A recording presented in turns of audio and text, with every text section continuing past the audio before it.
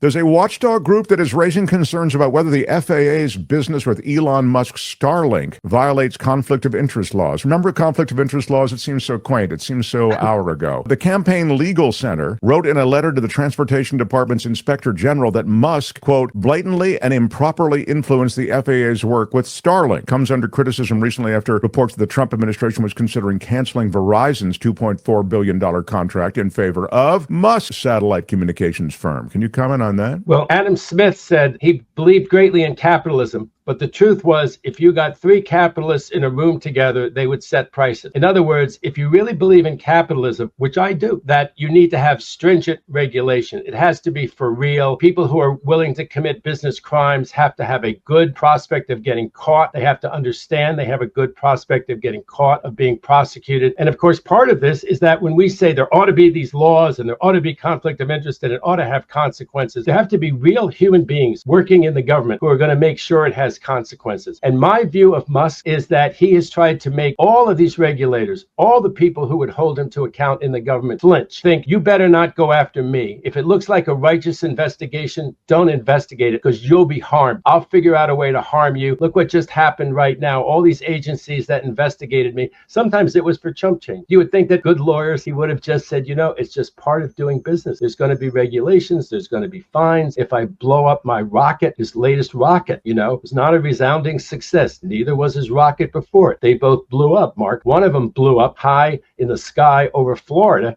and there was so much debris they had to close the airport in Orlando, in Miami. Can you imagine? Flight delayed. You have to sleep overnight here. Flight delayed because of Musk space debris. Is someone doing anything about that? Is someone about to do something about that? Or are they going to flinch? Because they're going to figure, you know what? My job could be at risk. My pension could be at risk. Let me just, and apologies for interrupting, but just put a fine point on that. That's a point that I've made here over and over again, and regular listeners and viewers know. I talked about the fact that Musk went after the FAA right away. Why did he go after the FAA? Went after USAID and the FAA for personal reasons. Both those agencies were involved in investigations and in fining, regulatory fines, because of what David Katz is talking about right now. The explosion of those rockets, they had to reroute air traffic, they had to close down airports. This is stuff that there is a penalty associated with. And so Musk came in, he went after the FAA head, he decapitated that head, and then he fired a bunch of people at the FAA for just this reason. It was personal.